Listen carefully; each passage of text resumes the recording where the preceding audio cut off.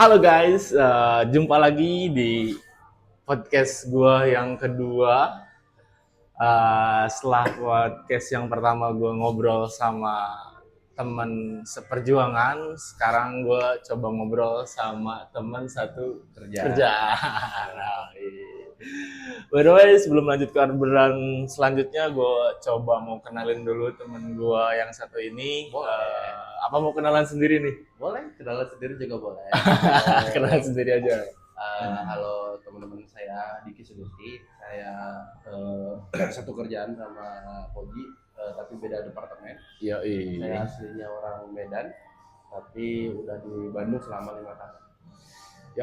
Nah biografinya simpel aja sih, karena biar kalian penasaran, biar nanti banyak yang nanyain ke gue nge-DM siapa yang diajak ngobrol gitu. Iya, padahal bukan siapa.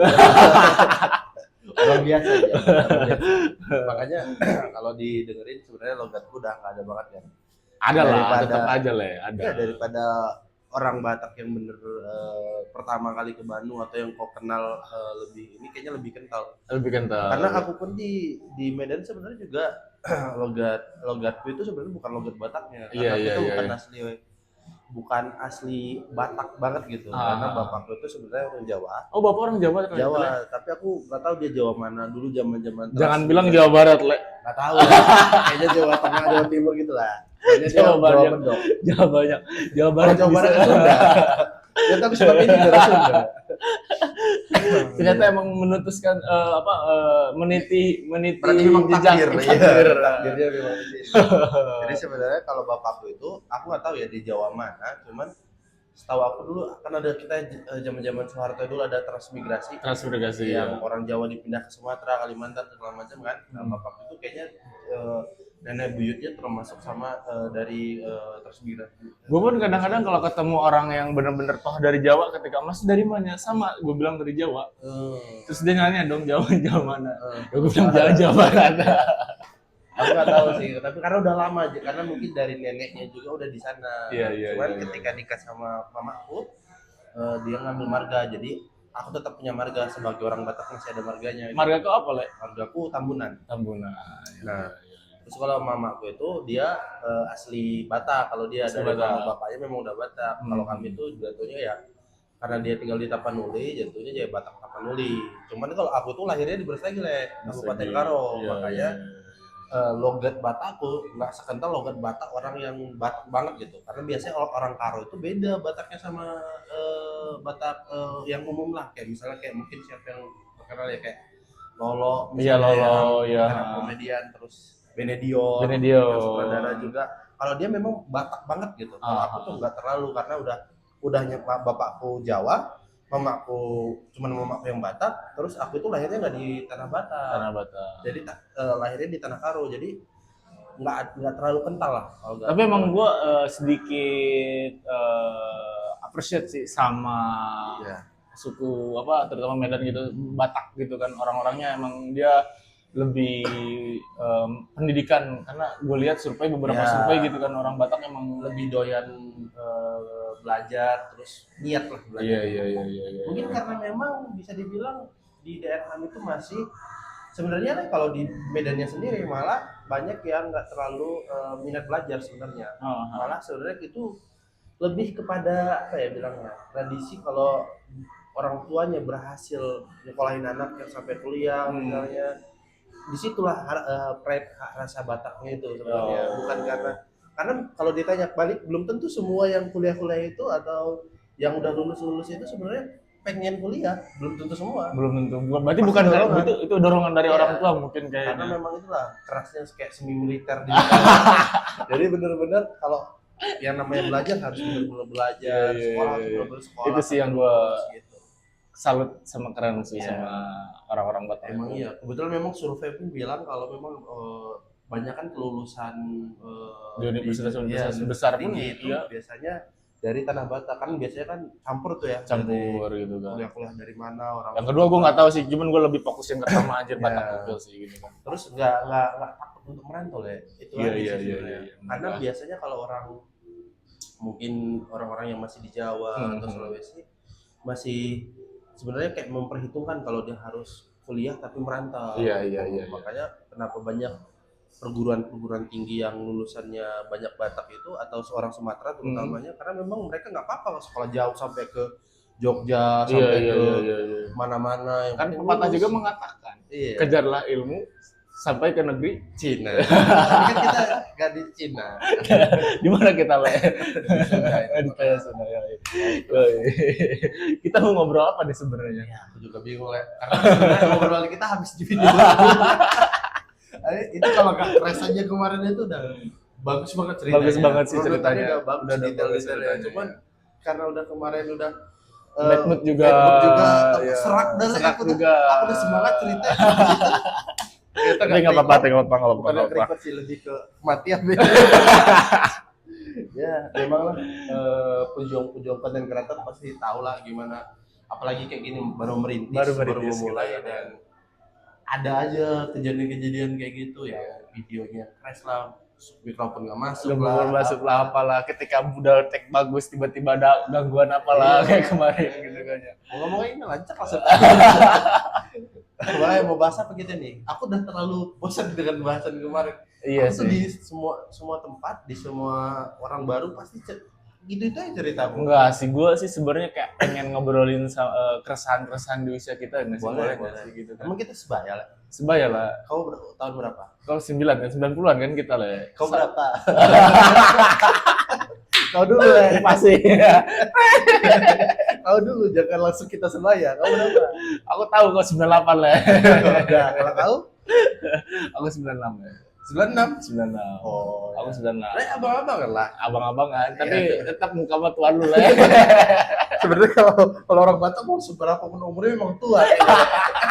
Orang mukanya petak gitu kan. Enggak bercanda. Enggak. Iya, terutama kan di usia kayak kita tuh gitu kan dituntut, apalagi seorang generasi sandwich, bicara generasi sandwich gitu kan. Oh iya. Bicara generasi sandwich, dia harus kayak nopang Keluarga, adik lah, kakak lah kalau memang orang tua lah, terus dia juga harus mikirin masa depan gitu kan. Memikirkan diri sendiri. Memikirkan diri sendiri gitu kan, belum gitu kan. Itu kayak jadi titik apa sih, gue terutama buat gue juga sih, bukan berarti gue pun ngerasa generasi enggak, cuman kayak lebih rasa suatu anugerah sih gue bilang itu, kayak karena apalagi gue ngerasa meskipun gue bukan orang Batak lah gitu kan, gue suka orang-orang Batak itu kayak semangat juang, motivasinya gitu kan, karena harga diri seorang laki-laki itu ya selain bisa kebahagiaan, menurut gue berbicara kebahagiaan seorang laki itu ya bisa bermanfaat buat orang-orang tersayang, iya nggak sih? Benar. Sama sih, kalau karena kebetulan kan aku anak pertama, aku masih punya adik. Adiknya itu 3. Terus masih ada orang tua kebetulan tinggal mama sih sebenarnya. Cuman ya sama sih, kalau dibilang keluh kesahnya ya kayaknya sangat mainstream, apalagi di zaman sekarang semua anak muda kayaknya ngerasain di mana harus berjuang buat orang tua iya, buat adik-adik iya, buat diri sendiri juga iya. Sehingga kadang yang buat sendiri ini pun kadang bisa jadi nomor kelima karena dari perjuangan tadi gitu. Pasti tapi jujur li gue ngerasa kebantu dengan adanya konten kayak Aceh, lu nonton Aceh Akademi Kripto, terus gue ngikutin Timothy Ronald, terus Kalimat Sada, karena itu kayak ngebakar semangat gue sih, kayak mereka bikin bikin melek tentang finansial gitu kan, karena apa ya, di situ pun ngerasa kebantu. Ngangin diri gue sendiri sih nggak ada habisnya sih kalau menurut gue. Ya sih. Bicara cari kesenangan diri sendiri gitu nggak ada habisnya, nggak ada puasnya gitu. Beda ketika kita bisa mereka butuh sesuatu kita bisa kasih, mereka minta sesuatu bisa kita bisa dibilang kalau zaman sekarang itu masih terlalu naif sih tentang ya, finansial. naif. Itu yang paling gue nggak suka sih, kayak emang Dan di sekolah pun ya, gue pun meskipun gue akuntansi le, Iya. gue itu akuntansi le, Iya. Artinya lebih paham kan. gue itu akuntansi dan meskipun ya gue baru nyampe SMK doang, tapi kan istilahnya gue Ilmu baru paham dasarnya ilmu ada dasarnya sebenarnya. gitu kan, seharusnya ada. Cuman ketika setelah beberapa waktu baru gue paham oh, ternyata ini loh ilmu Ya kayak dari kita cara tadi. mengelola uang, dari kita harus punya dana darurat gitu kan, kalau Manajemen finansialnya ya, lah. manajemen finansialnya gitu. Karena di zaman dulu itu kita nggak sempat diajarkan seperti itu, karena memang keluarga kita, terutama orang tua juga nggak mempelajari itu. Mereka Iya, cuma iya. tahu ada uang, Nabung, kebutuhan, iya. sudah. Nabung aja sebenarnya itu ya memang ya untung-untungan. Kalau memang ada profit dari gaji kerjaan dia, jualan apa segala macam, kalau ada baru nabung, dan nabung ini cuma ditabung, Iya, disimpan. disimpan aja. Tidak ada pemikiran kayak dulu di deposito, Iyalah. mungkin Iya, iya, iya, iya. dijadiin bunga bank, Bener, beli bener. apa surat-surat berharga, reksadana, belum ada kayak gitu. Kripto lah gitu. Itu bahkan jauh dari jauh dari pemahaman itu. gitu kan. Makanya kenapa bisa dibilang kita ini sebenarnya miskin yang apa ya, bisa dibilang miskin yang yang turun temurun. Dan itu yang harus kita pecahin rantainya. Sayangnya banyak dari kita itu yang udah pun di sekolah ataupun bahkan nggak sekolah tidak memahami bahwa potensial dari financial management itu sebenarnya sangat baik gitu. Iya. Bukan cuma sekedar nabung ini ya, bukan sekedar pakai uang itu ke misalnya simpan di yang tadi kayak reksadana apa segala macam, saham segala macam. Tidak. Tapi manajemen uang itu nggak cuma soal kita bagaimana menyimpan dan mengelola uang yang bisa kita simpan, tapi soal bagaimana uang yang kita pakai untuk kebutuhan itu memang sesuai dengan kebutuhan. Karena masih banyak orang-orang, terutama anak muda, itu mempergunakan uang berdasarkan gengsi, ingin. Iya. Bukan butuh lah, ingin. Benar. Misalnya jadi pembelajaran buat gue juga sih itu, jadi kita pembelajaran buat sih. Lihat jaket, kita itu nggak butuh jaket, tapi kenapa kita beli? Karena kita ingin, bukan karena butuh. Padahal makanya kenapa aku bilang dulu itu aku sempat ngerasa tinggal di desa, cuman bertani itu adalah sebuah kegiatan yang aduh capek banget, kotor, sangat-sangat melelahkan, terus tidak ada kepastian dalam finansial segala macam. Tapi setelah aku dewasa ini ngerasa kayaknya kehidupan seperti itu adalah kehidupan yang memang sebenarnya kita cari dari muda. Bayangkan sekarang banyak orang yang kerja mati-matian, dapat uang segala macam, simpan segala macam, sudah diinvestasikan, lalu menabung, ujung-ujungnya akan kepikiran buat tinggal di desa, hidup sederhana. Orang-orang yang di luar negeri pun yang siapa yang jadi peternak. Iya, ujung-ujungnya jadi peternak, dan dia lebih kaya ketika jadi peternak. Lebih kaya ketika jadi petani daripada ketika dia kerja di perusahaan gede misalnya, jadi direktur, jadi apa. Itu karena memang ketika kita jadi orang yang hebat, punya jabatan, kerja di satu tempat yang punya nama gitu, kita finansial kita bukan lagi berdasarkan kebutuhan, tapi keinginan. Karena itu tadi kau bilang gengsi. Ketika kita misal pengen minum kopi, padahal ketika kita minum kopi yang 15 ribuan aja sebenarnya udah cukup. Karena yang kita butuh cuma 15 ribu. Malah kita kan beli kafe yang kita beli Starbucks, beli Kore, yang 80 ribu bisa 2 kali lipat atau 3 kali lipat. Padahal fungsinya sama gitu. Aja ya.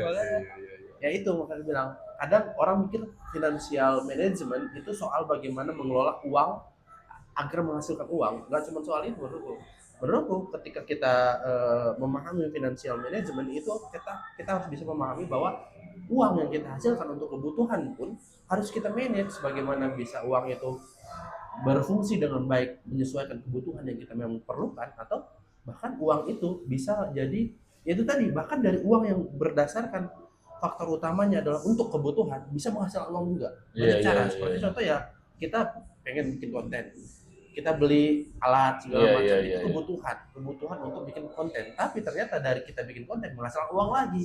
Berarti kan itu uang dari yang awal yang kita peruntukkan untuk kebutuhan ternyata akhirnya bikin uang lagi yang bisa kita simpan jadi uang yang kita bisa investasikan lagi. Jadi berputarnya di situ. Sedangkan zaman sekarang nggak banyak yang berpikir kayak gitu. Makanya kayak aku bilang penonton tadi aku nggak terlalu nonton yang baru-baru ini viral yang aku bilang tadi. Aku lebih ke Raymond Chin itu aku dengerin. Terus Ferry Irwandi karena Iya, dia iya, urusan iya. stan dan sempat kerja di Kementerian Iya. Keuangan. Tapi itu Aku kasus juga Ferry sama si siapa yang punya yang apa tuh? Lamborghini itu terus Aku jadi udah pembahasan. nggak terlalu ngeliatin lagi sekarang. Aku nonton YouTube-nya lebih jarang kan. Sumpah. Aku tuh sekarang nggak tahu ya, kayaknya aku makin tua tuh. Nonton bacain berita liputan 6 gitu Iya, kan, iya, berita-berita iya. yang sebenarnya ya udahlah gitu. Terus apa ya? Kadang merasa juga itu eh, baru tahu kayaknya lama kelamaan hiburan kita jadi tua ini nggak lagi soal nonton YouTube. Janganlah, jangan tetap. Kayak gitu Umur deh. boleh bertambah Iya, gitu kan tetap. maksudku aku tuh kayak sekarang itu nggak lagi kan kayak kau tahu nggak kalau aku memang hobi baca buku Iya, segala iya, macam. iya, iya, iya. Nah sekarang hiburan nggak lagi ke YouTube nonton apa segala macam. Kalau dulu doyan banget tuh nggak berhenti berhenti gitu. Kadang main HP pun aku baca e-book, baca jurnal di Medium atau ada di website apa segala macam gitu.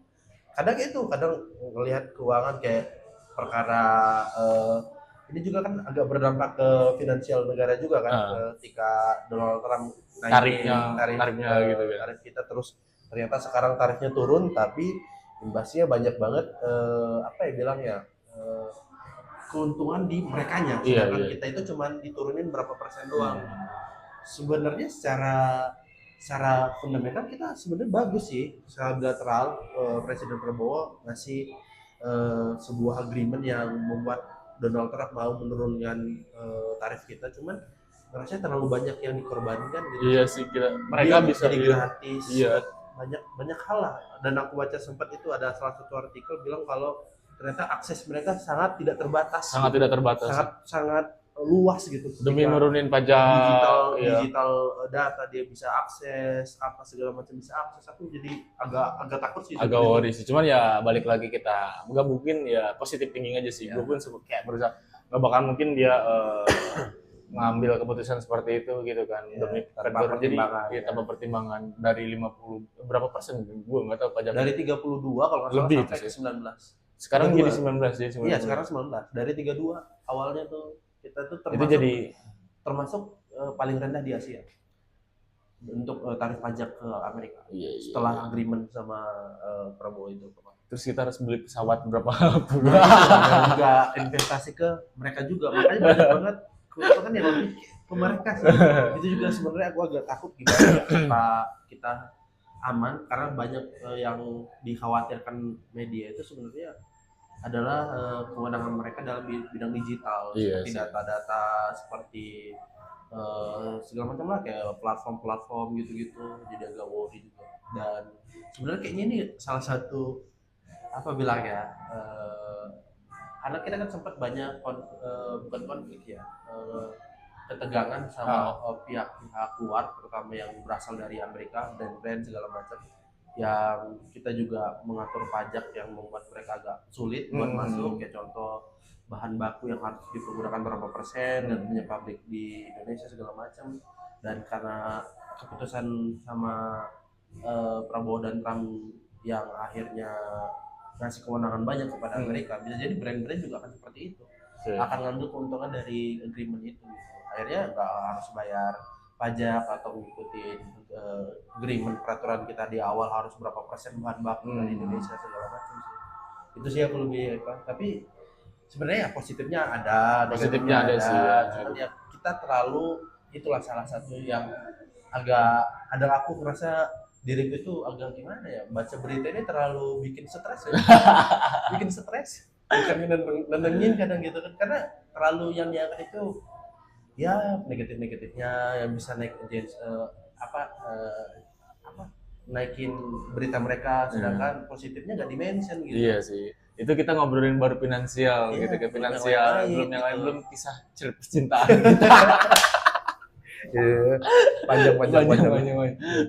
Iya ya itu ya titik poin di umur segini lah selain finansial ya apalagi lah ya karena ya apalagi tuntutan keluarga terutama kayak kau anak pertama bukan anak pertama kita lah ya. Sama tapi untungnya sih nyokap bokap gue nggak ada nuntut apapun sih. Aku tuh kalau tuntutan ngerasanya sebenarnya nggak langsung ngejerek tapi lebih ke mental diri sendiri sih ngerasa kayak kayak contoh adik-adikku udah mulai gede, kayak paling kecil ini sekarang udah kerja, kan kayak ngerasa, aduh, apalagi orang Batak ya, orang Batak itu kan sebenarnya sangat sangat melarang atau kalau bisa abang dulu yang nikah baru adik-adik nikah. Apalagi adikku cewek kali ya. Adikku cewek, makanya makin pusing aku tuh. Aku sih sebenarnya nggak bermasalah kalau dia mau duluan, atau siapa yang nggak masalah gitu. Berarti dua-duanya cewek adik kau? Adikku 3, 1 cowok, 2 cewek. Yang nomor 3 yang cowok. Nah, yang Tapi cowok ini pun sebenarnya udah mau nikah, kabar-kabarnya kemarin nggak tahu jadi apa enggak. Cuman kayak ngerasa ada adikku pada ngebet nikah, sedangkan aku tuh sebenarnya pengen nikah. Cewekku juga udah kayak ayo, cuman masih banyak pertimbangan lah, terutama kayak dia juga baru lulus, aku juga belum terlalu banyak tabungan untuk sampai ke situ, karena bagaimanapun aku berharapnya untuk kebahagiaan diriku dan istriku nanti ya kalau bisa pakai uangku sendiri gitu, tidak menyusahkan lagi lah. Balik lagi ya finansial kita harus kuat. Balik lagi sih. Dari situ aku belajar soal gimana mengatur keuangan biar uangku itu bisa cukup, nggak cuman sekedar buat kebutuhan aja gitu. Tapi buat nabung, buat masa depan, buat nikah, buat jalan-jalan. Gitu sih. Yo. Seru. Apalagi nih kita mau bahas. Aku udah bingung juga sih. Keresahannya itu sih. Mungkin dari gua sih, cuma keresahannya masalah finansial.